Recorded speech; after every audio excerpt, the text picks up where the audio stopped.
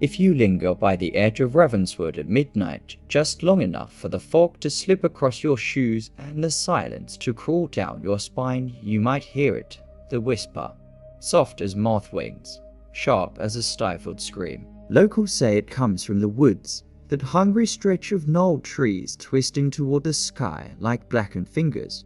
Every year, someone vanishes beneath those tangled boughs, gone without a trace, their memory devoured by roots and shadows. But this year, the woods are restless.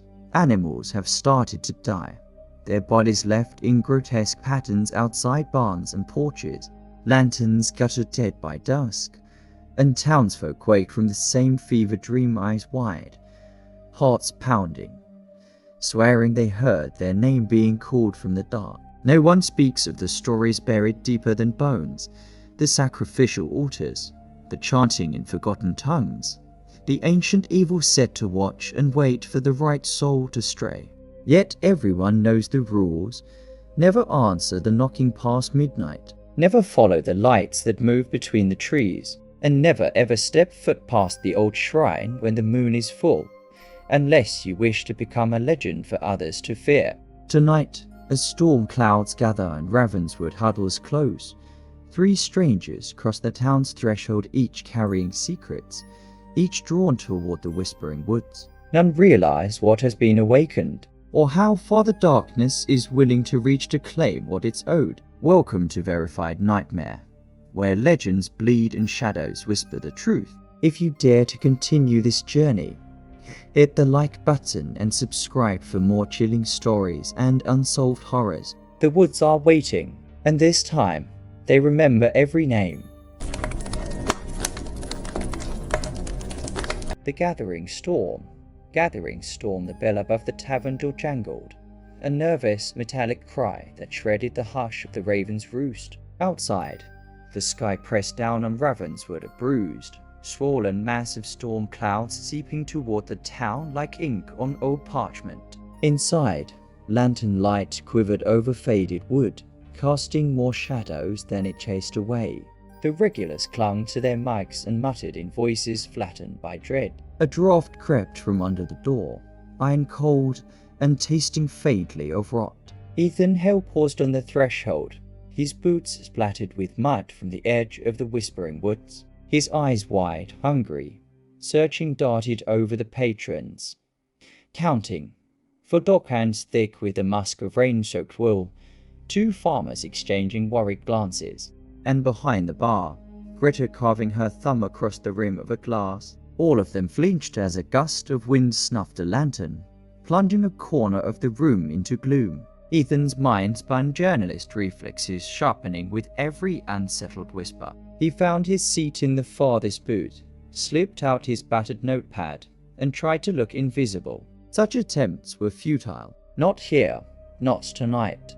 Moments later, the door creaked again. Lila Verner entered, pale as the storm, copper hair plastered to her brow. She brushed raindrops from her jacket, her hands trembling. She caught Ethan's eye, nodded her greeting as wary as it was familiar.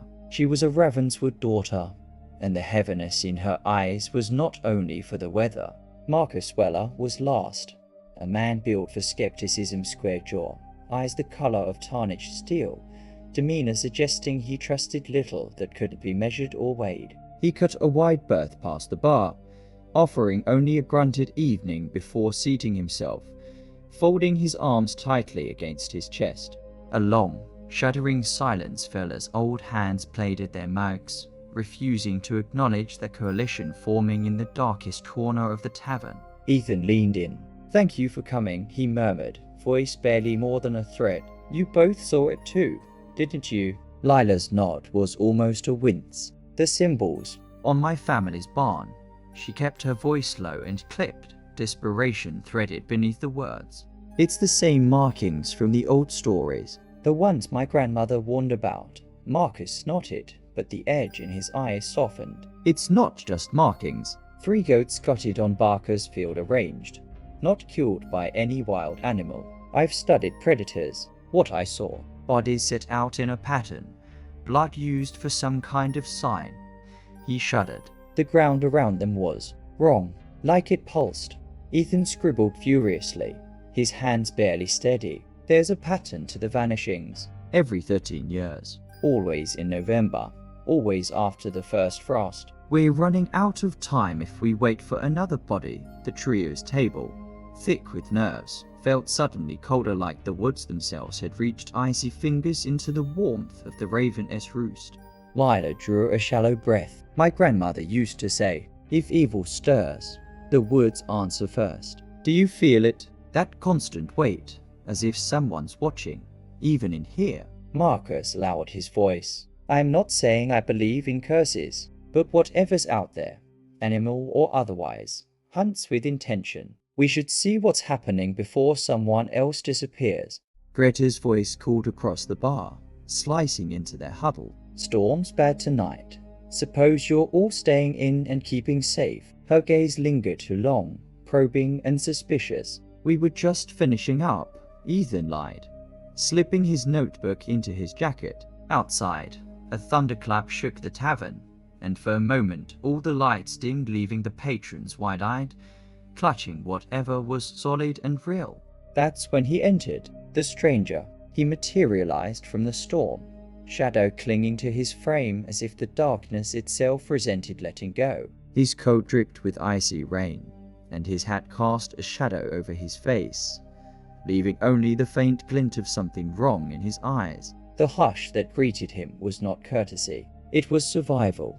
He walked with measured steps to the bar, then stopped beside the trio's table, rain pouring at his feet. He didn't speak right away. Instead, he looked at each of them in turn, Ethan, Lila, Marcus, studying their faces with eerie calm. The tavern's flickering lights seemed to bend away from his presence. When he finally spoke, his voice was thick with static, resonating deeper than the storm. You're chasing shadows at the wood's edge, he whispered, the words curling around their minds like smoke. You don't know what's been disturbed. Best turn back. Some things in those woods seek more than flesh. They yearn for remembrance and revenge. The stranger set a heavy, cold object on the table, a medallion, carved with cryptic runes that seemed to squirm beneath their gaze.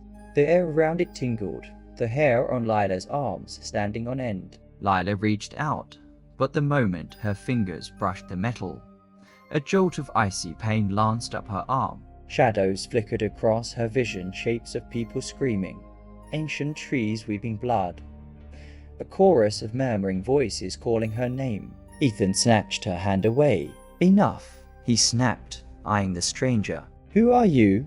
The stranger's smile was a razor's edge. No one you'd remember. Or perhaps, no one you'd want to. His eyes glowed faintly, a color unnameable. Heed this warning. The woods have awakened. If you trespass tonight, you risk awakening what can never sleep again. He turned, footsteps fading as swiftly as he had entered, and with his exit a sensation of crushing dread filled the air, cold that scraped at their bones.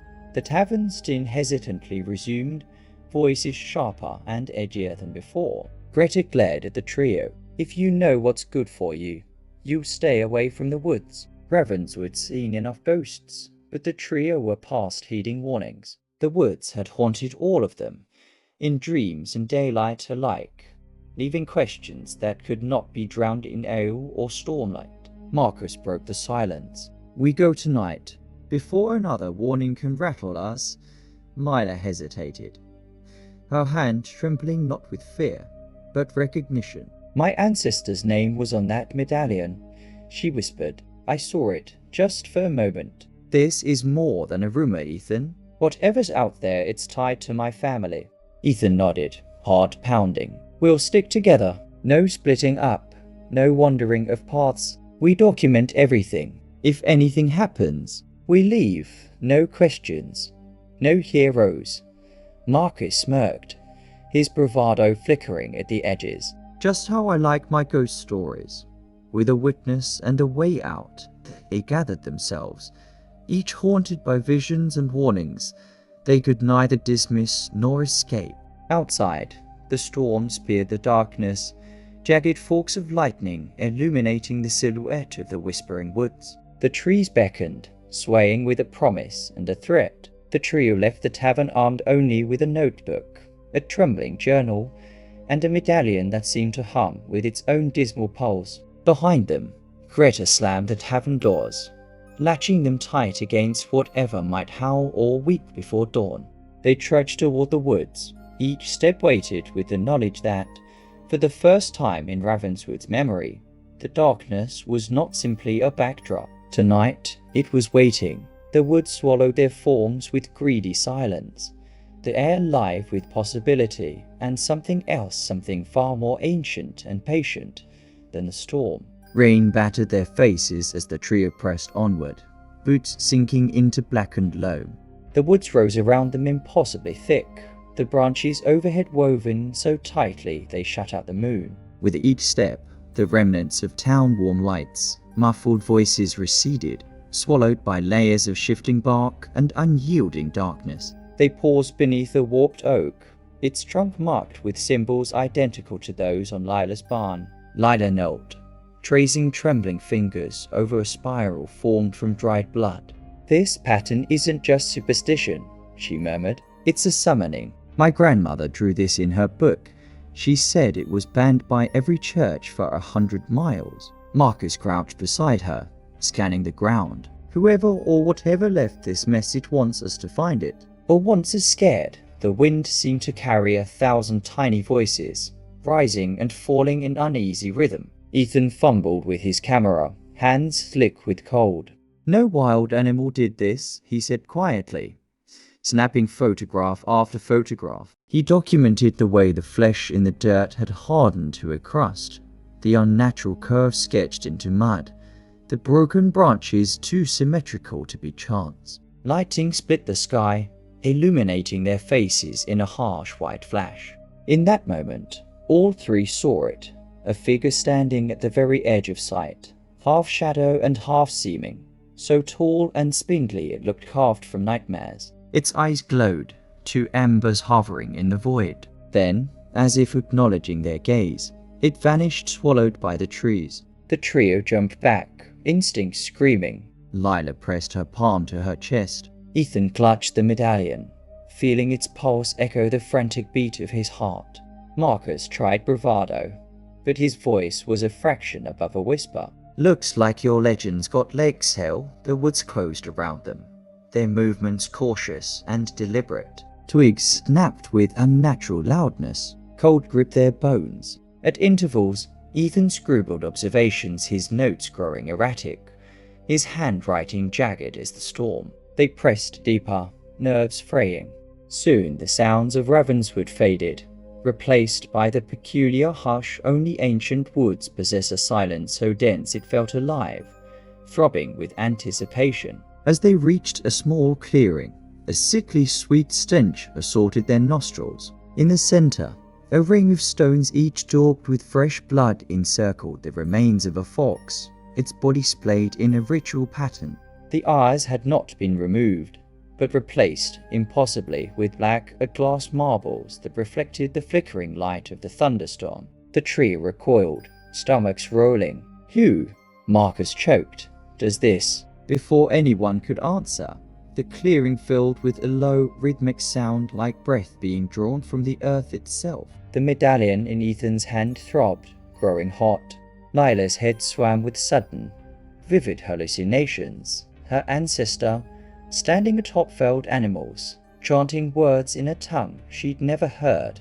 Shadowy figures jostling in the trees. She stumbled, hands pressed to her temples. Marcus caught her as she nearly collapsed. "We need to get out of here," he hissed. "Whatever's watching, it doesn't want us this close." Ethan, voice shaky, suggested, "No, we need proof, not just stories. If we leave, Ravenswood will never believe what we saw. We need something more." A branch snapped. The trio spun together, Marcus swinging his flashlight toward the sound, its beam slicing the gloom. If there was anything there, it was gone now, but the beam illuminated more symbols burned into the trees. Not just warnings, but invitations. They heard shuffling in the brush, the hint of a whisper threading through the trees calling their names distinctly. Suddenly, a chill worse than any wind wrapped around the clearing, snuffing their breath. Lila gasped as her vision blurred. She saw herself, split between two worlds, one alive in the woods, one lifeless atop a circle of stones, the same medallion resting on her chest. A stone at her foot shifted, rolling aside to reveal a bundle of animal bones tied with twine and slick with damp earth. Marcus, always the skeptic, froze.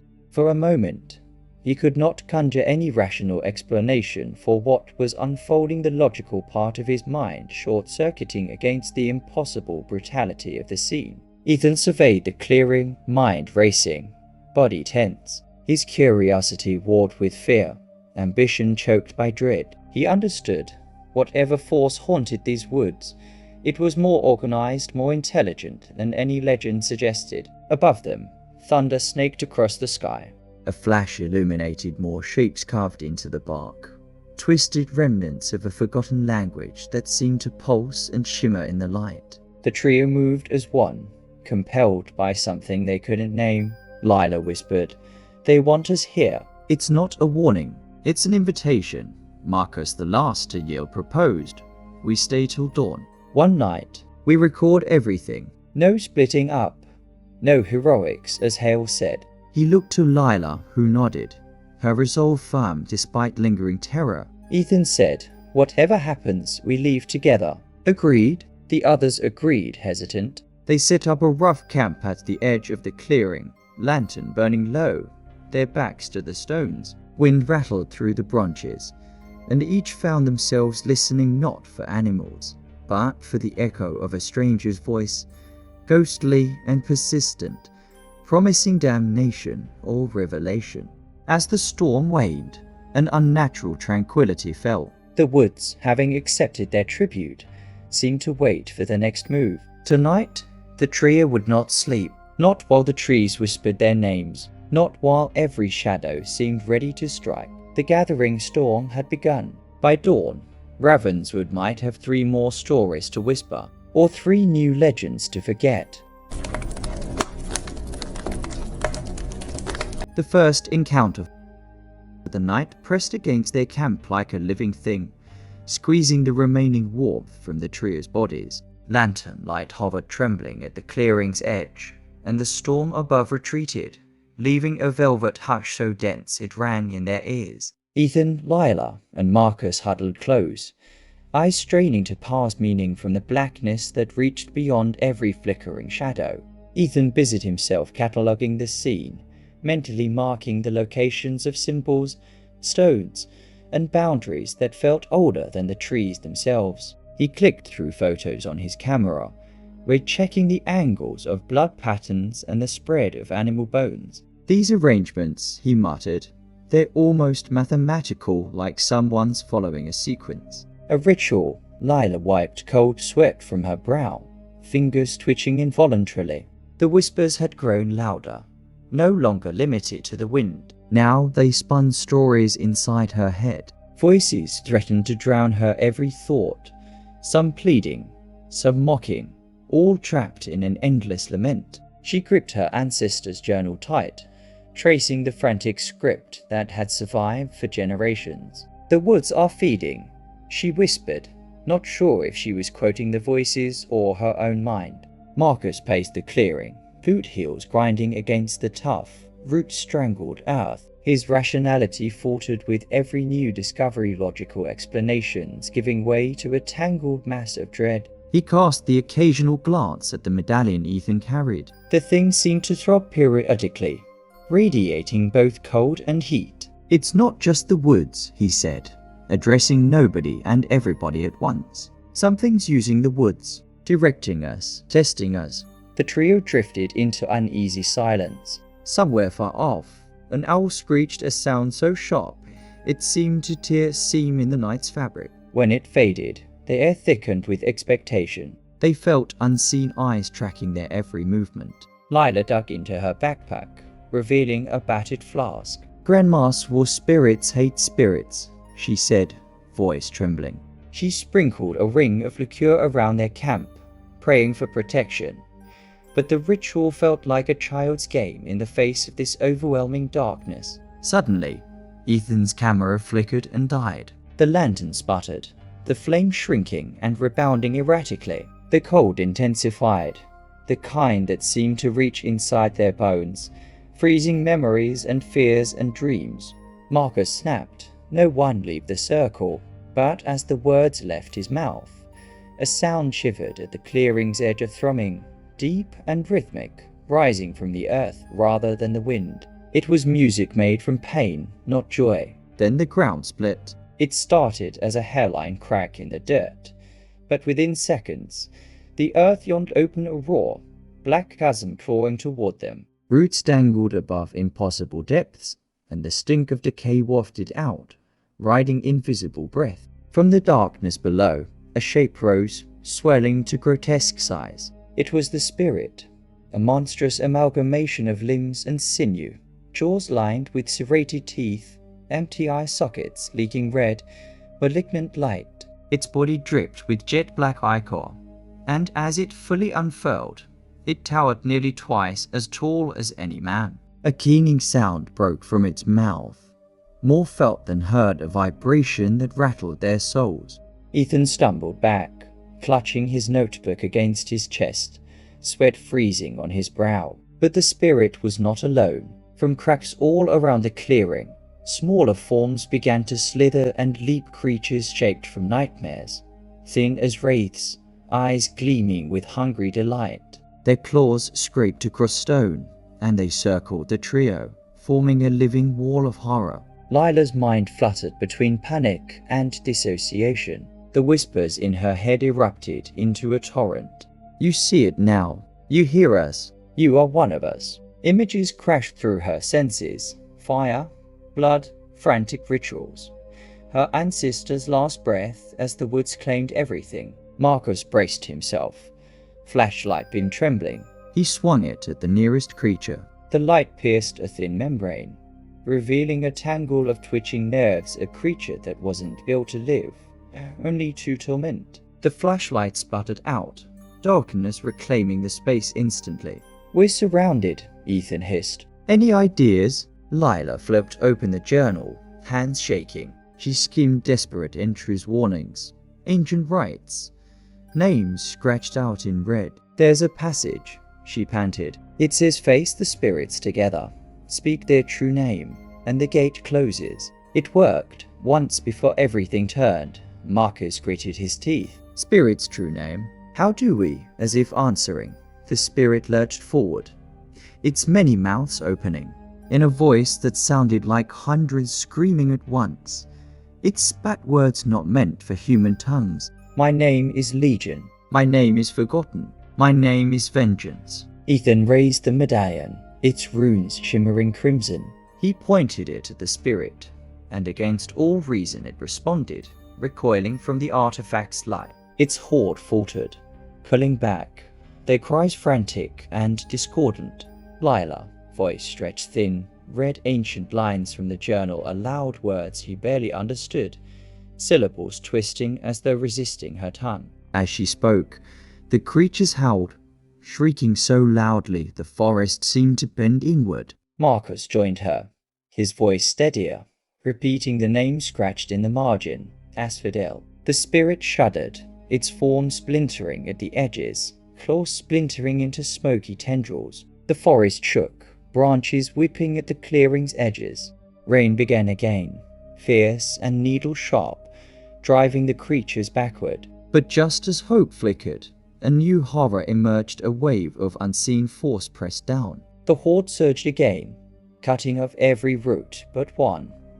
A narrow path plunging deeper into the woods, marked with ravaged trees and smoldering stones. The spirit's eyes blazed, its rage brighter, clearer. It needed a sacrifice. Ethan snapped photos rapidly, hoping some evidence would survive. Lila held the journal tight, voice trembling but unstoppable. Marcus stood between them, flashlight now a feeble weapon raised against the onslaught. The trio moved instinctively, forging toward the only escape, senses raw and nerves frayed to breaking. Every heartbeat felt borrowed, every breath a challenge to the forces now awake. The spirits pressed close, but the trio's resolve, bound by dread, hope, and the slimmest chance of survival, held firm. Behind them, the clearing twisted, collapsing inwards, symbols shifting, blood patterns writhing, stones cracking as if gnawed by invisible teeth. The enormous spirit bellowed, its scream ricocheting through the branches, chasing them. Hungry for names, memories, and souls, they stumbled onward, not daring to look back. The woods closed once more, swallowing the horror and their hope with equal greed. As the path narrowed, Marcus whispered, "Did we escape, or did we just get led deeper?" Ethan answered, voice hollow, "We're part of the story now." Lila, haunted yet determined, felt the forest beat echo in her chest. Tonight, the woods weren't just a rumor. They were alive with hunger, with secrets, with centuries of rage. And the trio ran, knowing the forest's first encounter wouldn't be their last. The whispering voices. Their boots crashed through snarled roots and worm-eaten leaves, breaths clouding in the clammy dark. All sense of direction had unraveled, memory bending with each stride. The trio stumbled on, aware only of the growing distance from the clearing and the inescapable sense that many somethings followed, silent and tireless as the grave. When they finally stopped, sweat crawling cold down their backs, the forest shuddered into stillness. Here, the trees leaned together so tightly, even the wind seemed afraid to trespass. Every branch hung heavy with moss the color of dried blood, and the scent of decay lingered like a warning. They dropped to their haunches in a shallow depression, just a hollow in the earth, but it was enough. Marcus doubled over, palms on his knees, heart hammering toward rupture. "We can't keep running blind," he panted. "We need a plan, some way to regroup, or we're dead before dawn." Ethan crouched nearby, camera clutched to his chest, trying to will his nerves into submission. Adrenaline still burned, but the need for method and narrative, a record, a purpose clawed at his thoughts. "Let's take inventory. What do we know? The medallion works. The journal means something to the spirits, and we're not just being hunted. They're leading us." Lila unshouldered her pack, rifling through its tangle of supplies, rope, battered compass, half-eaten sandwiches gone stale with damp. She pulled out the ancestor's journal, its pages fluttering as if winded by fear. "I heard them," she said softly, eyes wide and searching. "When we ran, there were voices in my head. Not just screams, but whispers, all inviting.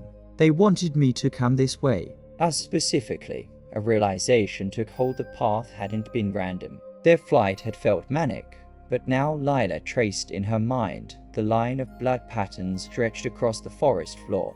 The arrangement, the mathematics Ethan saw earlier pointed deeper, toward a destination as inevitable as death itself. Marcus shook his head. "We're not splitting up. No matter what happens, those spirits, whatever they are, want us isolated. That's when they'll pick us off." The others nodded grimly. The whispering began softly. At first, it seemed like raindrops against wilted leaves, meaningless, natural. But soon the sound twisted into syllables, indistinguishable yet urgent. Ethan pressed record on his phone, holding it aloft. The device hissed feedback, then caught phrases half-formed in the static. "Lila, Marcus, Ethan, come closer." Each name warped, voices stacked atop one another, male and female, young and old, all freighted with knowledge and pain. Lila pressed her hands to her ears. "They know us," she stammered. "They know everything about us. Secrets." The voices sang. "Grief, hunger. You will see. You must be witness." The words wormed into their thoughts, promising answers, betraying motives. To Ethan, the whispers spoke of stories left untold, apologies never spoken to the younger brother last to the woods when they were boys. To Marcus, they sibilated with the memory of a missing sister, the frantic search, the helplessness. To Lila, the voices called forth her family's forgotten rituals, the sins of blood and bargain carried through each generation. their sanity frayed. Ethan's hand shook as he tried to anchor himself in reporting. We need to document it. Describe what we're hearing, what we're feeling. That's how we'll know what's real. But the whispers grew louder now, circling the trio like a pack of invisible wolves. Ethan began to transcribe compulsively, the words coming unbidden, matching almost exactly the panicked script in the ancestor's journal. Lila wept, silent and stunned. Each time she closed her eyes, scenes of Ravenswood's ugliest secrets unfurled: mothers dangling talismans over cribs, fathers burying knives at crossroads, children forced to recite prayers backwards. Marcus, always the skeptic, tried shouting over the voices, but the more he resisted, the harsher the whispers became, promising reunion, absolution, and truths too horrible to stand. The forest around them shifted. What had been a hollow was now the center of a perfect ring of stones, each marked with an X dissolved by time. The ground pulsed gently beneath their feet, as if breathing. We're being lured, Marcus realized aloud, teeth clenching. This isn't a random haunting. They want us somewhere. Inside. Something. The journal lay open on Lila's lap, ink swimming before her eyes. She thumbed through the margins, seeking anything: warning, map, spell to break the spell that held their minds. Her ancestors' entries grew more fragmented with each page, drawings of twisted trees, passages in Latin interspersed with pleading appeals for forgiveness, erratic lists of names crossed out in frantic, blood-brown ink. We're close to a landmark, Lila murmured. An old cabin, I think. My grandmother described it over and over, but I thought it was a metaphor for isolation. Now I think it's real, a place where the voices gather, stronger than ever. The whispers surged. In unison, the trio's phone screens and flashlights flickered, strings of numbers cascading across displays. The sequence repeated enough times that Ethan, even in his haze of fear, realized it. Coordinates. We have to follow it, Ethan said, his reporter's curiosity tipping recklessly over self-preservation. If those numbers led anywhere, it's the only solid clue we have.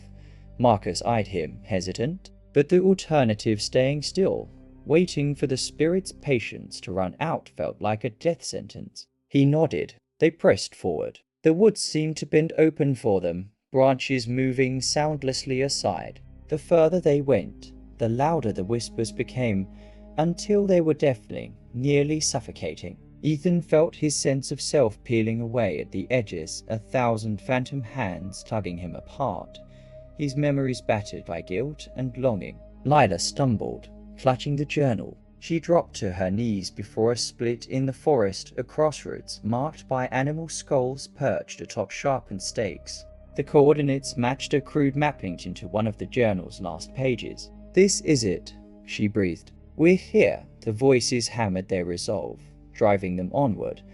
Answers lie within. The truth must be known. A birch door materialized ahead, fixed into the side of a massive fallen oak. Its surface was etched with runes and symbols, some identical to those they'd seen on stones and animal carcasses. It looked impossibly old, an invitation and a warning all at once. Still, the compulsion to enter overtook fear itself. Ethan gripped the medallion, feeling it buzz, alive and angry. Marcus raised his weak flashlight, half expecting it to shatter. Lila whispered a final protective prayer before her tattered resolve. The words twisted, blending her grandmother's tongue with that of the spirits. They stepped through the door in single file, breath caught, nerves raw, and the forest's chorus of whispers rising to a fever pitch behind them. Whatever waited beyond the threshold, they knew, was both the source of the voices and the keeper of Ravenswood's oldest, bloodiest secrets. And it would not release them until the story was told. Inside, the world pressed in smaller, colder, awash in shadows. What appeared at first to be a cabin was, in truth, a shell. The walls that surrounded the trio warped in strange, impossible angles. Stone foundations melted seamlessly into living roots, and the floor covered in a thin layer of grey ashes that clung to their boots like a desperate, silent plea. The air tasted sour, each breath thick with memory and fear. In the center of the cabin was a crude altar, splintered wood, animal bones, faded scraps of clothing, and rows of symbols etched into the surface, a language more felt than read, pulsing under faint lantern light. The altar was streaked in ancient stains, some bright scarlet, others black as midnight. The whispers sharpened, screaming now. Ethan recoiled, hands over his ears, but the sound tunneled straight into his skull. He staggered to the altar, compelled by a force equal parts curiosity and dread. Lila traced trembling fingers over the runes, her mind flooded with visions. She saw her ancestor, a young woman, face streaked with tears and blood, bowing before this very altar. Hands pressed something cruel and sharp into her palm. She spoke words, not of pleading, but of power. It was the beginning of a curse and a legacy. Marcus found a battered journal tucked into a hollow in the altar. The cover was slick with old blood, the pages inside brittle but readable. He thumbed through frantic entries. Night after night, they come. The woods never sleep. My daughter dreams only of screaming. The spirits want more than blood, they want memory, confession, history. I have bound them here, I think, but their vengeance will outlive every lie. Their presence agitated the very structure of the cabin. The whispers shifted from urgent to mocking echoes of Ravenswood's secrets, each revelation more painful than the last. Ethan, eyes wild, scribbled lines in his own notebook, only to realize his handwriting was no longer his own. Lila gripped the ancestor's journal. She found a passage, half consumed by blood, in shaky script. To speak with the voices is to risk madness. They crave longing, regret, and the taste of old pain. They cannot harm what is not remembered. Forget, and you are invisible. Remember, and you are doomed. Suddenly, Marcus' flashlight burst, showering sparks over the altar. The room plunged momentarily into greater darkness, and the whispers struck a new tone, no longer distant, but close and hungry. Shapes flickered in the corners. The trio saw faces half-formed, some familiar, some monstrous. Children with stitched mouths, men twisted by regret, women crowned with shadows. They moved not as bodies, but as collections of suffering swirling amidst the roots and bones. Ethan stepped back, voice tremulous. We need to get out. Now, before we lose. The walls thudded, deep as a heartbeat. Dust cascaded from the rafters, and the symbols on the altar began to glow faintly, one by one. Red for anger, white for sorrow, blue for hope lost. Lila, clutching both journals, felt something shift, a sense that the cabin was not only a prison, but a mouth waiting to swallow their truth. The spirits are gathering, she whispered. They want to lead us further. They want us to know more. They want us broken. Marcus tried the door. It wouldn't budge. Roots and stones had snaked over the frame, locking them in. The only escape seemed to be through the growing madness of knowledge. Desperation clawed at them. Ethan flipped frantically through the ancestor's journal, searching for escape routes, hidden passages, alternative rituals. Instead, he found a final note written in the same frantic hand as before. If you must face the woods, do so together. Let no secret remain. What is spoken will be weathered by the forest, but what is hidden will grow teeth. He looked up. We have to share everything. No secrets, not even regrets. The spirits feed on what we hide. All three hesitated. Then, slowly and painfully, they traded confessions. Ethan's guilt over his lost brother, Marcus' unwarranted blame for his missing sister, Lila's shame her ancestor's dark bargain, the family's lifelong secrecy. The whispers diminished, thinning to a single thread of sound barely audible, almost gentle. The cabin creaked, and finally, after what felt like hours, the roots around the door slackened. With shaking hands, Marcus forced it open. Night awaited, but it was somehow changed, quieter, less hostile, touched by the faint possibility of hope. As they stepped into the clearing, leaving the haunted cabin behind, the voices fell silent. But in the pit of their stomachs, Each felt the seed of something new, knowledge transformed by confession, horror reframed as history. The forest seemed to sigh, as if pleased, but the trio understood. The danger wasn't gone, it had simply grown patient, biding time for its next move. Under the ever-watchful trees, they gathered themselves, pressing forward to answer the questions the whispers had raised. And as they walked, no longer guided by fear, but by grim necessity, the story of Ravenswood's curse continued, tangled, relentless, half-whispered, half-screamed. The abandoned cabin in the woods parted reluctantly, as if burdened by the secrets they held. Night air clung to every surface, so thick that breathing felt like swallowing ancient dust. Moving through this darkness fresh from the confessions wrung out of them in the whispering cabin, Ethan, Lila, and Marcus felt different. Their senses were sharper, but the dread was no less keen. If anything, the forest seemed newly aware of their presence, every crunch beneath their boots an invitation. The path was tangled, barely a path at all, marked by half-dead plants and the frequent glint of animal bones. The deeper they walked, the more time seemed to distort. Hours slogged by in minutes or minutes in hours, memories blurring at the edges. More than once, Ethan stopped, convinced he'd seen the same twisted limb twice. Lila led the way, journal clutched to her chest. Guided by cryptic directions she pieced together from her ancestors' scattered notes. Past the blood-root trees, she recited in a haunted whisper.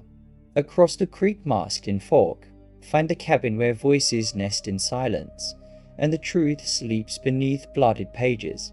As dawn threatened somewhere beyond the thick canopy, the trio found it a crooked silhouette cramped amongst brambles and vines, completely consumed by darkness, except where moonlight caught on a shattered window. The abandoned cabin was smaller than the forest suggested. Branches pressed so tightly against the walls, they seemed part of the structure, roots buckling the sagging floorboards. Their sinews wound around the foundation like old scars. A sense of foreboding pulsed in the clearing. The air around the cabin was heavy with sorrow, punctuated by the faint clang of wind chimes fashioned from animal bones. Marcus hesitated, pressing his palm against a door which resisted, groaning as if waking from a long, vengeful sleep. Inside, the remains of long-forgotten rituals seeped from every angle. Candles, melted to puddles, littered the shelves beside jars holding decayed herbs and yellow trinkets. Strange glyphs had been scorched onto beams and window frames, a language of loss, protection, and warning. Lila's breath quickened. "This is hers," she whispered. "My great-grandmother's place. She vanished here. The stories said she was swallowed up by the woods. They never found her body." Ethan raised his camera, snapping photos of the macabre decor. On the fireplace, a stack of faded photographs, faces scratched out, eyes erased with trembling fingers. Walls daubed in red against the wood hinted at desperate attempts at containment. Marcus rummaged among overturned furniture and rotted books. "This place isn't just haunted, it's desperate," he murmured. "Someone lived here in terror." A sudden chill swept the room. Lila crossed to a battered desk, its drawers half open and sticky with brown stains. She rifled through scraps of paper, bones, and a tangled necklace that throbbed almost alive beneath her touch. At last, she found it, a tattered journal, unmistakably her ancestors', with the family crest pressed in faded ink across its cover. The pages inside were a torrent of pain, written in frantic loops, full of pleas and curses. The earliest entries were hopeful, describing spells meant to communicate with spirits, rituals for peace. But quickly, the handwriting fractured sentences dissolved into sketches of blood and shadows. One passage stood out, inked more furiously than the rest. "We sought answers, but we conjured rage. The woods demanded sacrifice, and I could not refuse. I bound the spirits for protection, but the price was memory, pain, endless watchfulness. The evil grows restless. If ever I am to be forgiven, let this record serve as warning." The curse is of my own making. Let my blood bear witness.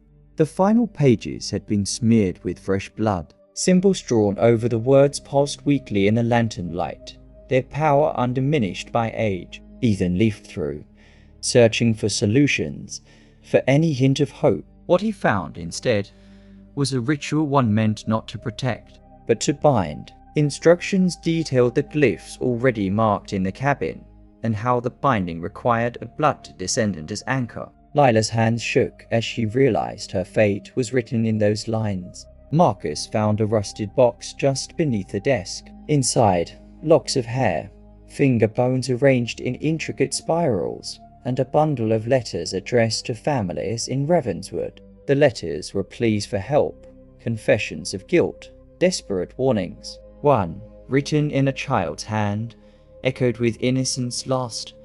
Mama says never go into the woods. Mama cries every full moon. Mama was gone this morning, and Papa won't say why. He buries the silver knife under the apple tree. Suspense thickened as the trio realized with horror that the spirits weren't the only prisoners here. The curse marked any one of the founders' blood, and any who ever tried to break the cycle. Suddenly, the journals and letters began to vibrate, their frantic energy charging the air. The lingering magic in the cabin pressed in, demanding something: a confession, a sacrifice, a truth untold. Lila, hands trembling, addressed her ancestor's spirit aloud, voice wavering through the darkness. I'm sorry for what you suffered. I release this memory. I break your curse as best I can. I won't use blood as shield, only truth as protection. The candles reignited, all at once. Flames burning ice blue, shadows danced along the walls, forming shapes might have beens, apologies, futures denied. Ethan, journal and camera in hand, faced the story head-on. We'll make this truth known. I swear it. Marcus placed the letters back in the box with reverence. We're not just witnesses. We're the evidence. This ends with us. Thunder rolled, shaking the cabin, as if the woods themselves were rumbling with a cruel satisfaction. The floor jarred beneath their weight. Whispered voices rose from the ground, chanting in impossible harmonies. The trio realized, with mounting terror, that their actions might have awakened something worse than restless ghosts, a broken covenant. Furious and eager for revenge, the spirits surged outside, pale faces at the windows, soulless eyes peering in, waiting for the ritual's next chapter. And as the cabin began to shake from their rage, the trio locked hands and braced themselves not for escape, but for survival. For the woods had claimed them, marked them, and would test every last secret before dawn. The escape and the revelation. In the cabin's tremors intensified, as if the woods themselves were breathing underground. The air seethed with road fury, swirling the lantern's pale fire in Celtic patterns on the warped cabin walls. Lila, Ethan, and Marcus clung together, backs pressed to each other, as hundreds of ghostly faces pressed at the windows outside, eyeless, sorrowing, hungry. The spirits' voices drummed through the floor, deep as morning bells. Blood binds, blood breaks. The pact must be honored. Suddenly, a root burst through the floor near the altar, splitting aged wood and scattering the grisly contents of the ritual chest. Ethan grabbed Lila's shoulder, steadying her. The instructions: it's now or never. Read. Lila's voice shook as she translated her ancestor's desperate script. Begin with the lighting candle for each soul present. Circle of sought protection, however thin. Blood on the altar, descendant's legacy. Speak the name of the bound. Pray for release, but offer a price the spirits cannot refuse. Marcus scattered sword shakily around them. Ethan lit the 4 remaining candles with trembling hands, their glow wavering as though already fearing the end. Lila pressed her palm to a sharpened bone and slashed a shallow cut across it, her blood dripping onto the altar.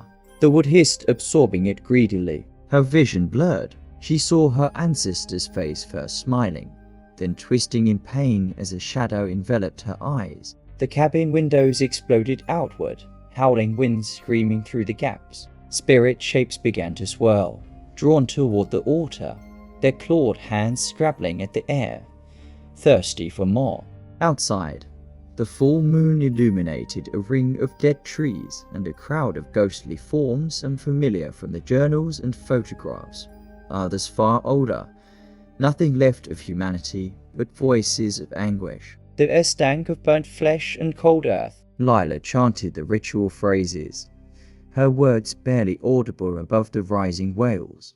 Ethan and Marcus joined in, echoing invocations from the blood-stained pages. The runes on the altar began humming, then sparking, as though fevered with ancient magic. With each line, the spirits recoiled, fading in and out, but the largest and immense, red-eyed phantom stitched from darkness and pain surged forward. It crashed against the circle of salt, snarling with rage.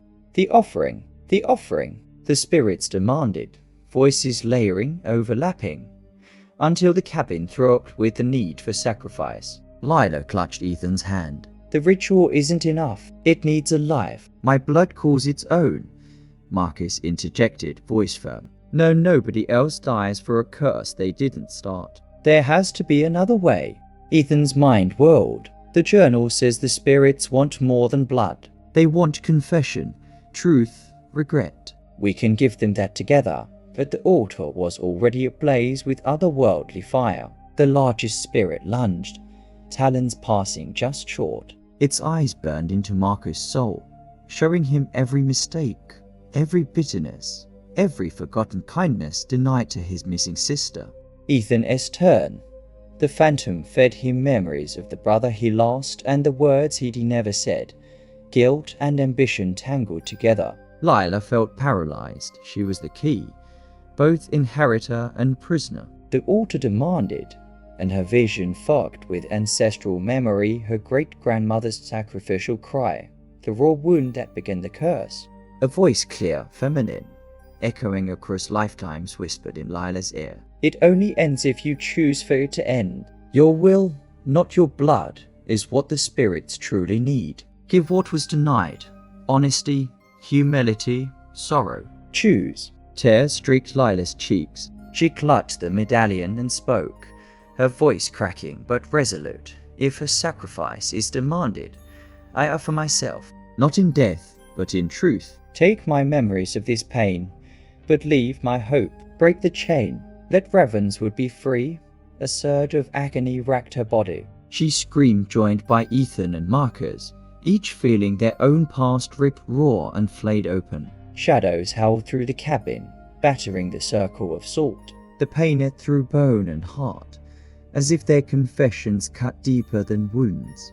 For an unbearable moment, all was suffering a cacophony of echoes, spirits screaming, ancestors sobbing, the woods delighting in their torment. Then, suddenly, silence. The altar's light died. The root withdrew. The cabin, broken, scarred, emptied of ancient power, fell still. The spirits outside melted away, dissolving like morning fog. Only faint whispers marked their passing, a promise or a warning impossible to know. Lila lay collapsed, eyes unfocused, a blood stain across her palm, but her heart still beating. Marcus and Ethan pulled her upright, each shaking but alive. The sense of something monstrous having passed through them lingered, a wound and a scar, but not a fatal one. As they stumbled outside, dawn found the forest, burning away the sickly blue night. The woods were quieter, lighter, shadows fleeing, yet relief warred with the weight of what they'd lived. The spirit's hunger had been fed with truth and pain, not death. But the echo of that scream, Lila's, Ethan's, Marcus, would outlast any sunrise. They held each other, the bond of shared survival ringing truer than any curse. For Ravenswood, a new day was coming. For them, freedom's price would never truly be forgotten. But somewhere, deep within the whispering woods, something ancient smiled, waiting for the next bargain or the next secret to surface. The gathering of allies. Dawn crept uncertain and pale across Ravenswood, its feeble rays struggling to pierce the gloom lingering over every rooftop and lane. The whispering woods loomed behind the trio as they trudged into the heart of town, shoes heavy with muck and mines, shadowed by fresh scars. The world seemed unchanged, yet for Ethan, Lila, and Marcus, nothing would ever be the same.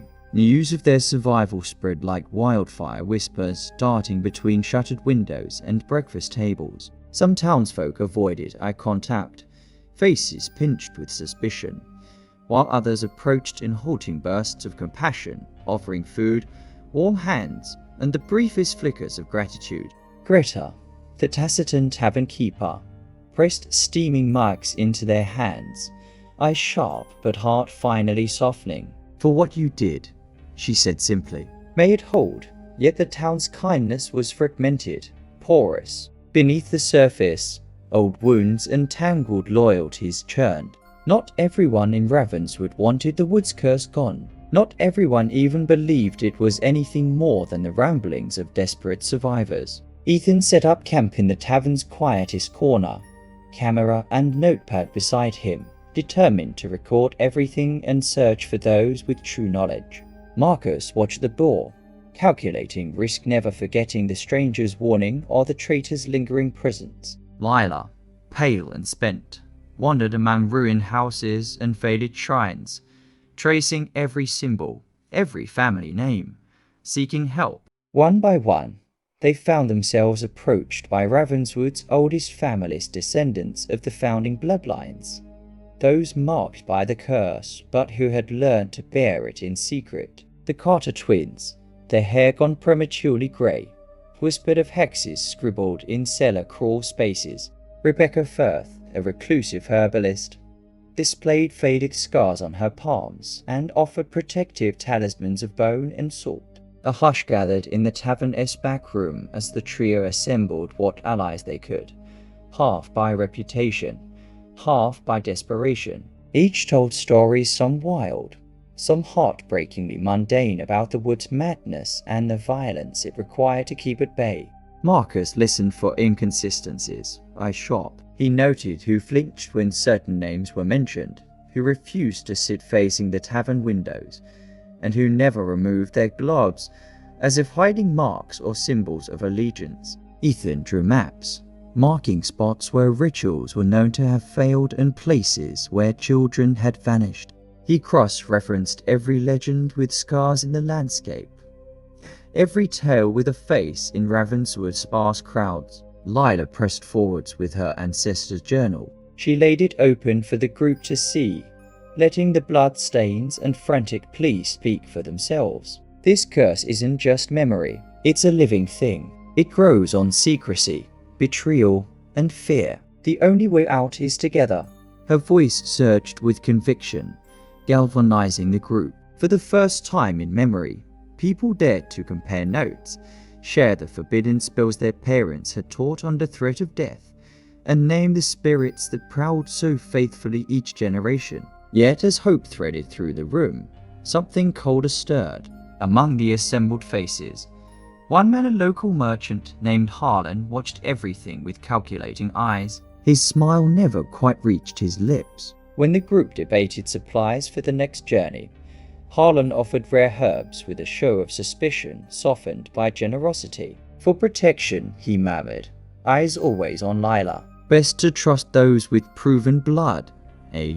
Marcus kept himself between Harlan and the rest. He didn't trust kindness that came too quickly in a town built on secrets. The allies pooled knowledge and resources. Rebecca offered a book of chants purported to weaken spirits. The Carter twins revealed an ancient coin minted by Ravenswood's founders, inscribed not with any currency, but a sigil matching the ones burned into the woods. An old miner recounted how, years ago, he'd seen lights in the forest figures gathered, chanting, feeding strange things wrapped in cloth to the roots. They formed a plan, a final, powerful ritual intended to sever the curse. It would require a rare ingredient, the moon's grasp, a poisonous flower blooming only at one burial site rumored to be above the grave of Marcus's vanished sister. The group resolved to hunt for the flower that night, beneath the full moon, with every member carrying both hope and terror.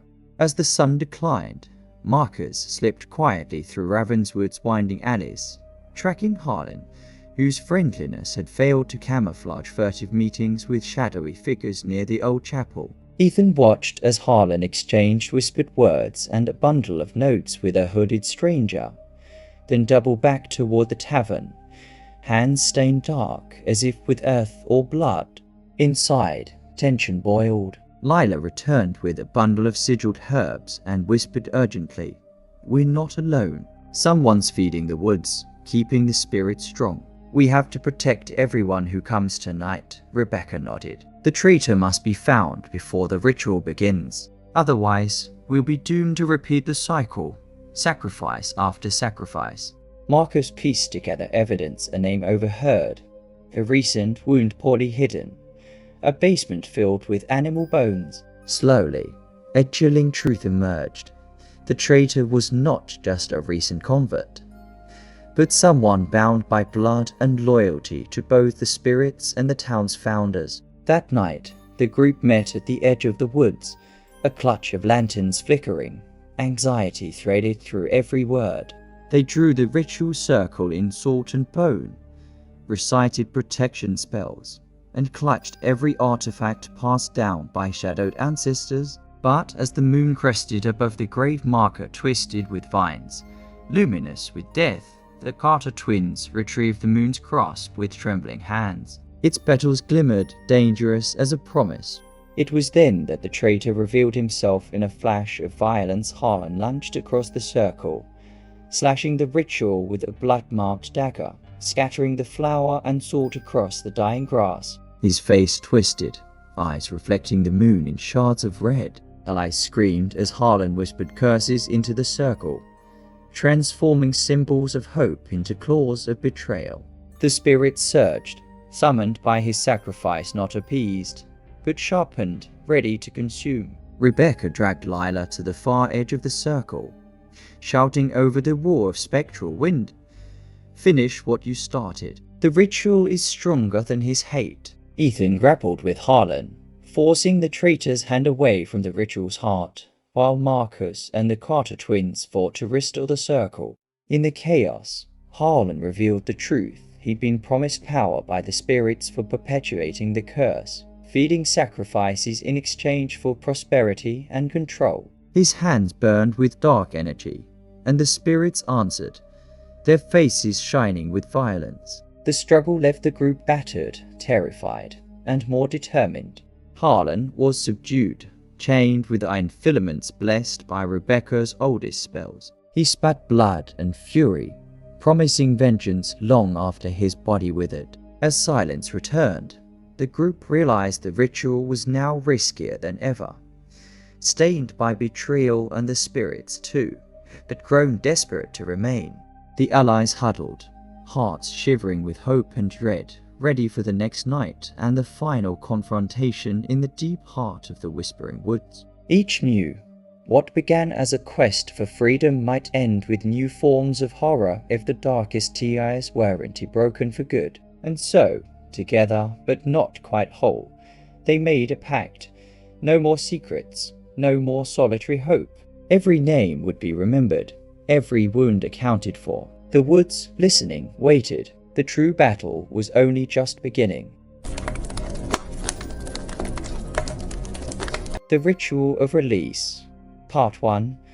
Night sprawled over Ravenswood with a heaviness that felt unnatural, coiling around each street and home as if the Whispering Woods were reclaiming the town as every heartbeat. The moon, the largest in years, its surface veined with shadow, hung directly over the gathering, suffusing the ritual site with ghostly luminescence. Ethan, Lila, Marcus, and their battered but resolute allies stood arrayed at the wood's center. Each bore remnants of battle, torn clothing, bruised skin, and the haunted glimmer that only those who have survived the unnatural world possess. The circle they drew this night was 3 layers deep salt, iron filings from old railway lines, and crimson petals from the moon's grasp, cradled in gloved hands to prevent its poison from numbing their resolve. Marcus knelt first at the grave-marked site, his fingers trembling as he traced his missing sister's name into the dirt, lips moving in silent plea. Ethan circulated, snapping photos both as evidence and, he hoped, as protection. Folklore suggested spirits shunned their own likeness when caught in mirrors or glass. The assembled crowd was smaller now, but sharper.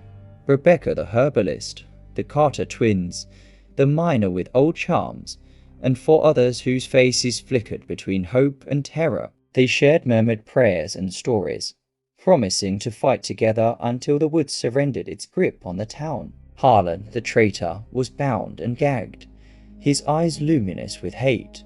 At the circle's center glowed the moon's grasp, nestled atop the grave marker, a rare flower whose milky venom pulsed in time with each tremor from the earth. Its petals winked and shimmered, a beacon for every hungry thing in the forest. Ethan handed Lila the ancestor's journal, now worn thin but no less potent. She reread the ritual's passage, under the full moon, with all truths named, and every ally gathered, mingle blood with poison, voice with terror, hope with confession. The woods must see the wound to believe the healing. Marcus, voice steady, led the invocation. Bound by pain, we gather. Bound by blood, we face the wound. Let no spirit cheat their end, let no traitor feed on our fear. The circle swelled with power. Rebecca sprinkled charmed dust onto the edges. The Carter twins recited an old rhyme, their voices overlapping like the wind in the trees. The air grew tight, as if each breath carried the weight of centuries. A chill struck as the woods responded. The trees groaned, their branches untwisting and stretching overhead, forming a web of shadows through which only slitted moonlight could pass. Roots arched from the ground like fingers, grasping for the ritual circle, flexing in anticipation. The earth beneath their feet pulsed, almost hungry. From the darkness stepped the beast. Few could process what they saw. A creature taller than 3 men, wings mangled and dripping with brackish fluid, claws longer than scythes, a mouth filled with dozens, perhaps hundreds of shattered, razor-bladed teeth. Its roar shook the trees for miles, awakening birds, scattering small animals, and making the lantern flames shudder. The beast's body appeared part fungus, part carrion, part human, its chest stitched together from bones. Its eyes flickered across different places on its face, never stopping in one location for long. It radiated a stench so foul every person in the group retched, their eyes watering uncontrollably. The creature paced just outside the circle, its gaze drifting between the moon's grasp and Marcus's trembling form. "It guards the grave," Rebecca whispered, voice quaking with knowledge only survivors hold. "We have to distract it. Drive it away or else feed its rage for the ritual to continue." Ethan set his camera aside. This was no time for documentation. Everyone focus on the circle. Do not break it. Do not let anyone leave. The beast lunged, wings striking the ground and sending mounds of earth skyward. Its claws pierced one corner of the protective circle, sparks spraying in all directions. The Carter twins shrieked as arcs of energy snapped over their skin, burning away old scars and leaving new ones a mark of the beast's hunger. Lila seized the medallion, heart racing. She raised it toward the beast, praying the ancestral artifacts would matter here.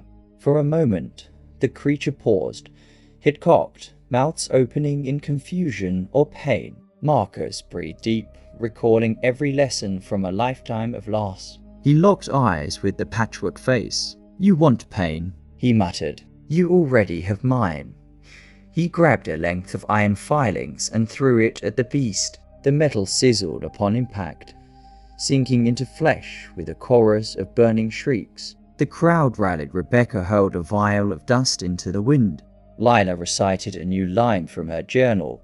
"By the Founder's blood, the wound is named. By hope, we wound anew. Accept release, or flee from truth." The beast, confused and raging, began circling the grave, its claws slashing at the moon's grasp. Several allies closed ranks, waving torches, reciting spells, each word trembling with both terror and defiance. Ethan darted in, snatching the moon's grasp from the grave just as the beast's claws raked the earth. With a burst of energy, He handed the flower to Lila, her skin blistering even through gloves, the venom working its way into her blood, each petal a promise of both power and pain. The beast shrieked, launching itself at Lila. Marcus dove between them, tackling her to the ground just as the creature slammed into the circle, its wings scattering bone and salt in every direction. For an instant, the barrier held, but the beast's rage was boundless. It tore at the circle's protection, eyes multiplying, mouths opening, each one issuing a different curse, an invitation to surrender. Chaos rained shouts, spells, and prayers mingled with the stench and roar. In a final desperate move, Marcus plunged a handful of petals directly into the creature's chest cavity, his arm slick with its blood and venom. The beast barked, howled, and staggered backward, losing shape, form, substance, its wounds leaking both malice and exhaustion. Lila seized the moment, reciting the ritual's closing lines as the beast faded. May pain flee this place, may memory bring peace. Let curse break, let freedom be named. The grave marker glimmered with unearthly light. The moon's grasp wilted, its poison spent. The beast fragmented, dissolving into mist and sinking into the ground with a final, shuddering groan. The allies collapsed, battered, hands shaking. Marcus pressed his palm to the grave, whispering his sister's name for the 1,000th time, tears surging in both grief and relief. For now, the woods stood silent. The first part of the ritual was complete, but ahead they knew the most fearsome spirits, the most vengeful allies, and the traitor's sabotage still waited. And above, the moon watched. The woods, wounded yet undefeated, awaited the final reckoning. The Ritual of Release, Part 2, collapse spread through the group in the aftermath. Breathless, battered, and blooded, they circled each other, checking wounds, tending to salt burns and claw marks left by the beast. Ethan filmed the carnage for memory, not posterity. His lens had become the town's haunted mirror, recording every shudder, every tear, every prayer not quite answered. The woods surrounding them thrummed dangerously. The earlier silence was gone. Now branches scraped across each other like bone on bone, and the moonlight grew sharper, exposing every scar on the ritual circle. All around, the shadows began to thicken, swirling with an agitated energy. Rebecca distributed the last vial of her grandmother's protective dust, her hands shaking. "This part is worse," she whispered. "The biggest curse always fights hardest at the end." Lila clutched the ancestor's journal, her palms still smarting from venom burns. Marcus adjusted the circle of salt, ignoring the pulsing hurt in his chest. The Carter twins drew deep breaths and began the ancient chant, their voices echoing through the darkness. Ethan flipped through his notes. "There's a section here, the final spell. It requires every secret, every pain to be laid bare with no lies, no omissions." He looked at each person in turn, voice trembling but resolute. "If we sabotaged again, the curse rebounds. It could kill us all, more cruelly than anything we've faced." As the ritual began, the woods crawled with restless spirits, figures, faces, and memories drawn out by the assembled living. Some howled in mourning, others hovered expectantly in cold moonlight, waiting for release or revenge. Lila started to chant. Words from her ancestor's hand flowed, layer upon layer, first in Latin, then in tangled English, then in the half-forgotten tongue of the woods. The earth vibrated, roots shifted, the grave marker pulsed faint, but growing. Suddenly, a wave of dark energy rushed through the circle. The traitor had returned. Harlan, who had feigned submission, stumbled into the circle, his eyes wild with hatred and burning with unnatural crimson. Chains snapped with a hiss of smoke. "You fools," he spat. "This is mine to control. I offer Ravenswood to the Ancient Ones. Let them swallow you, and let me live as their master." He hurled cursed earth into the center, breaking the lines of protection. The spirits shrieked. The ground split again, thinner fissures radiating in all directions, pulling at the feet of those inside the circle. The iron filing smoked and hissed. Salt dissolved into the air. The moon's grasp wilted and turned black. Magic unraveled, wild and dangerous. The Carter twins faltered, voices dying as darkness wrapped around their bodies.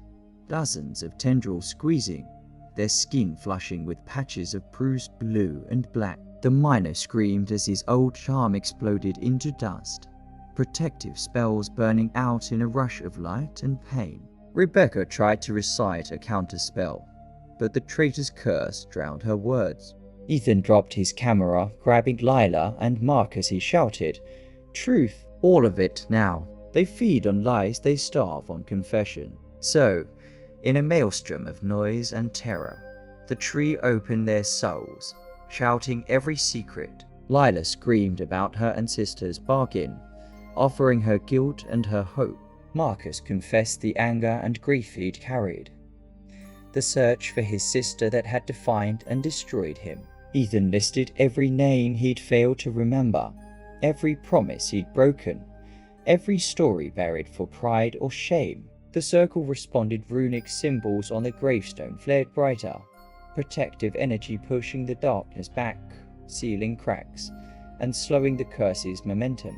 Harlan laughed. "You think this truth matters? The woods are older than honesty, older than regret." He plunged his dagger into the ground. A vortex of swirling, gnashing darkness erupted, dozens of spectral arms reaching for the group. But the trio's confessions merged with those of the allies. Around them, survivors and ghosts joined. Rebecca wailed secrets. The Carter twins admitted their complicity in old pacts. Even the miner murmured prayers he once mocked. Pain and apology filled a clearing, a flood of humility and heartbreak. The spirits recoiled, hands thrown up in agony. The darkness flickered, swayed, and shattered with each new act of truth. Ethan lunged for Harlan, wrenching him from the circle, his hands burning as the curse ran through their skin. "You will not feed anyone else to these woods," he growled. Marcus scattered the last iron filings. "This ends with us. You will not make legends from our deaths." Lila, her voice clear and strong, recited the final line. "By pain given, pain received. Ravenswood's debt is paid. Let the curse be names. Let the names be freed. Let memory and hope survive." With a shuddering roar, the vortex imploded. The spirits wailed, shrinking, folding, and finally dissipating into tiny flickers of pale blue light. The moonlight softened. The clearing glowed. The grave marker, for the first time in a century, did not pulse, not with violence, not with sorrow, but with quiet. The traitor's power broke. Harlan wept, his form collapsing in exhaustion and defeat. His last words, a warning others remain. Deeper secrets, deeper curses. You have not seen the end. The survivors living and dead gathered, each face marked by horror and relief, each soul still tremulous, but finally free. The curse unraveled. Centuries of pain draining into the earth, replaced by memory not weaponized, but made gentle by truth. Lila pressed her hand to her heart. Marcus clutched the journal. Ethan framed the final photograph. All together, faces lifting toward the dawn. And with that, the woods surrendered for now. But as the spirits faded and the moon dipped beyond the trees, all knew the wounds remained. Past and future yet to be reckoned. More secrets lurking in the silence. The ritual was complete. The battle for Ravenswood, its memory, hope, and peace had just begun. The aftermath and the healing.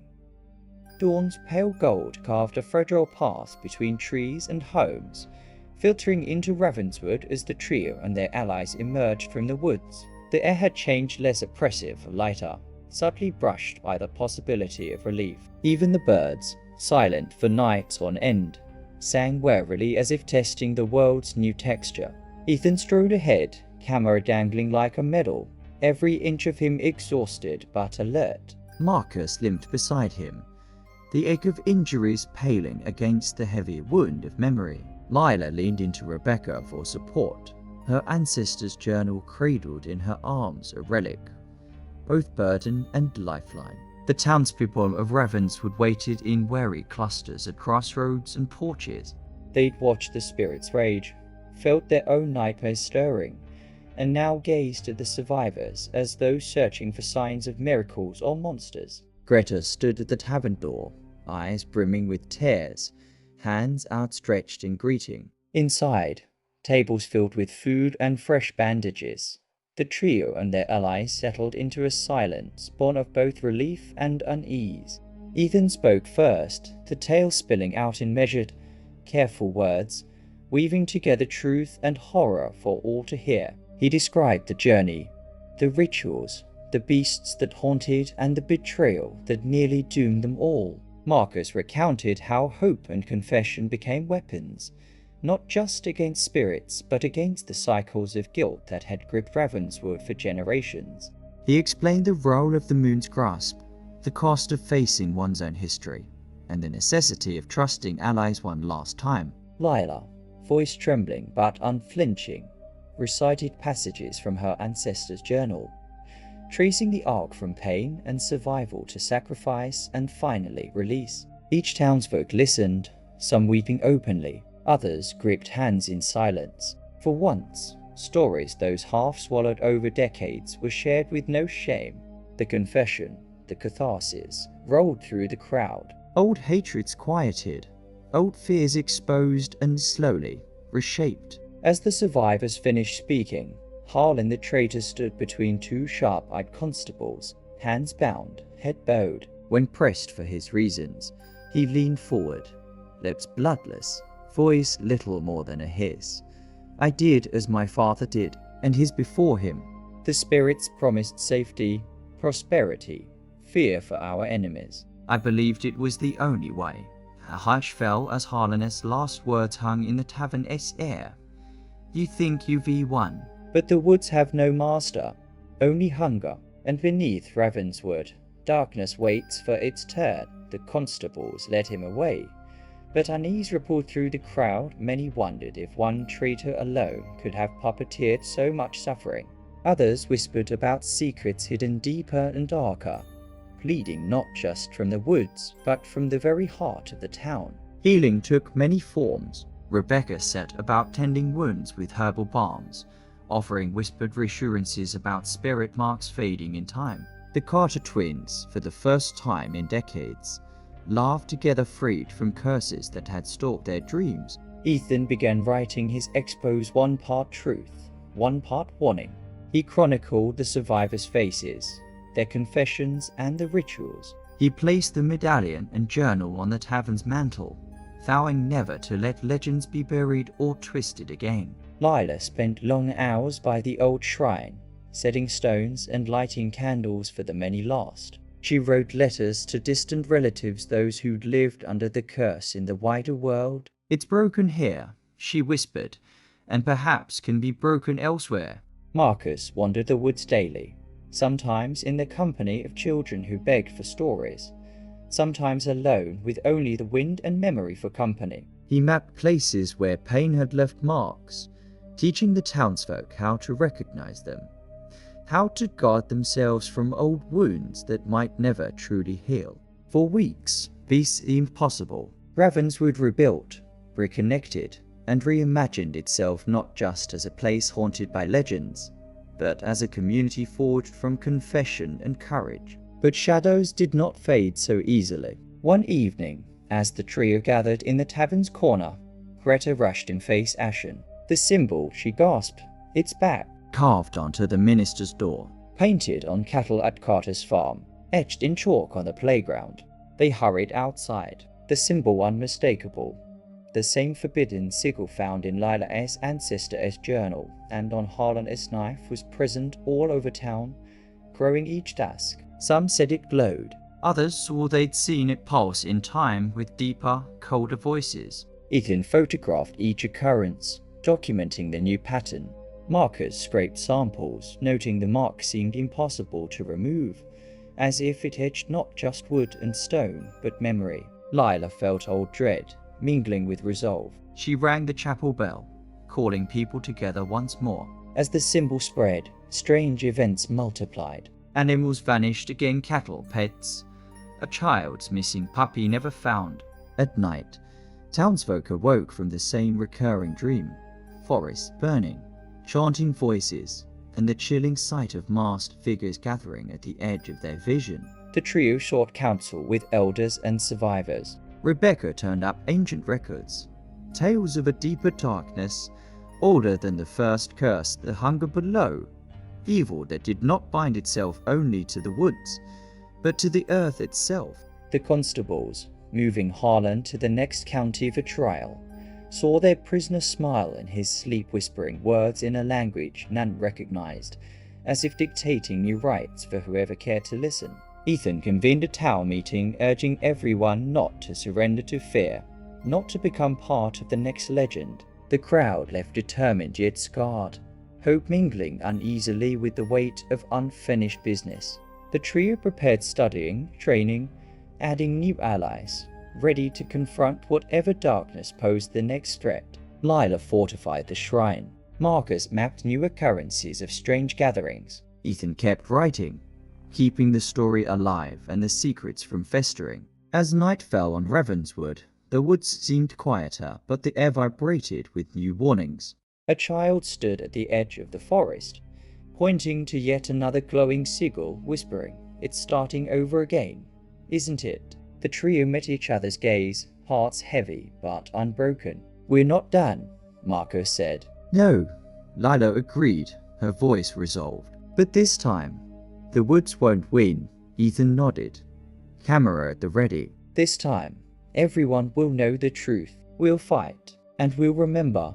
The darkness stripped but never defeated waited. Ravenswood prepared. The legacy and the future. Winter crept into Ravenswood with brittle winds and long shadows, carving frost across roofs and fields and settling a hush over the recently healed but watchful town. Days stretched quietly, but the memory of the woods, what had happened, what might yet emerge, lingered everywhere. The scars were not just on flesh and houses, but carved deep within the spirit of every resident. Ethan sat in the tavern's storied corner, surrounded by stacks of notebooks, newspaper clippings, and ancient family journals. His expose was finished tens of thousands of words, and still it felt incomplete. Truth was messier than legend, and sometimes harder for survivors to bear. He pressed submit, sending the story first to verified Nightmare, where legends found new life and dark truths were spoken aloud for those who dared to listen. But as soon as the piece went live, Ethan noticed redactions, whole paragraphs missing, names blurred, locations replaced with the vague "somewhere in North America." His inbox filled with urgent messages, some anonymous, some signed by powerful members of Ravenswood's leadership. A polite warning: some truths are best left hidden. For everyone's sake, his chest ached with anger and resolve. The woods remembered, and so would he. Marcus had changed too. No longer just a skeptical investigator shadowed by loss. He became Ravenswood's reluctant protector.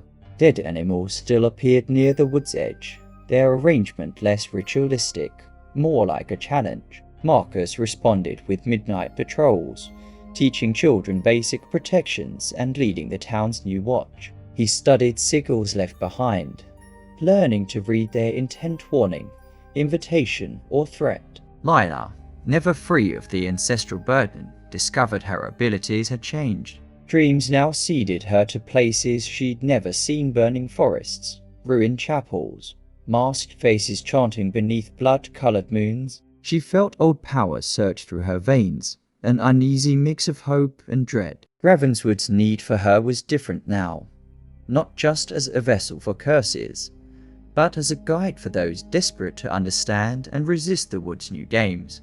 The woods themselves never slept. Some nights, they sounded almost gentle, just wind and owls, and the soft hush of passing deer. Other nights, masked figures gathered at the edge, chanting in languages no elder recognized, trailing sigils in lines that spiraled toward town like the roots of an invasive plant. Despite everything, no one dared look away for long.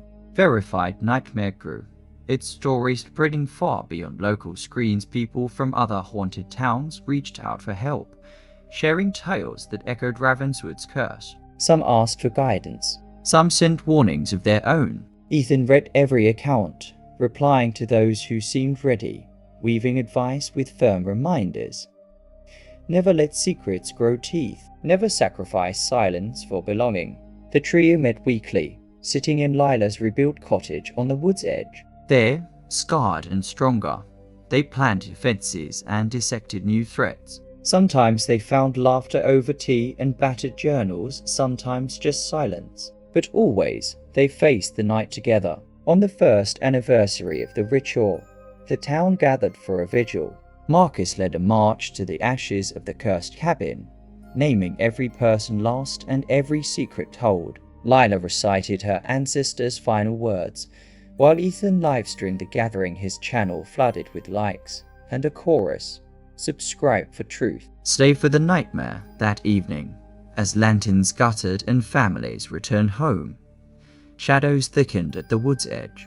Ethan caught the movement first, half a dozen masked figures, silhouettes tall and uncanny, robes stitched together from the darkness itself. Their chants swelled, not just in sound, but in meaning, a promise or a threat. Lila trembled, her powers tugging her toward revelation. Marcus stepped forward, unafraid. "You know why we're here," he called. A leader in white raised a hand, and the chanting stopped. "Ravenswood is only the beginning," the figure whispered, voice rolling over the town like mist. "What you remember is nothing compared to what remains." Then, without warning, every lantern in the square snuffed out. The woods grew silent. The masked figures melted back into shadow, leaving behind a spiral of blood-red sigils and a single silver coin at the square's center. Ethan bent to photograph it, heart racing. Marcus pocketed the coin, already sensing it was both curse and invitation. In the days to follow, animals returned.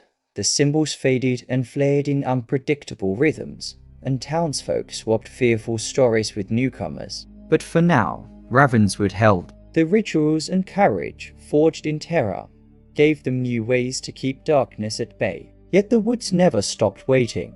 The final scene, a girl standing under the moon, tracing sigils in the frost. Eyes brilliant in the dark, reminded everyone. Stories never truly end. They echo, linger, and change shape, but as long as someone remembers, hope is possible. And so is fear. Welcome to Ravenswood's legacy, where memory is both shield and weapon, and the nightmare survives as long as anyone dares to listen, remember, and fight. For more stories that blur truth and legend, like and subscribe to Verified Nightmare. The woods are waiting, and darkness never forgets a name.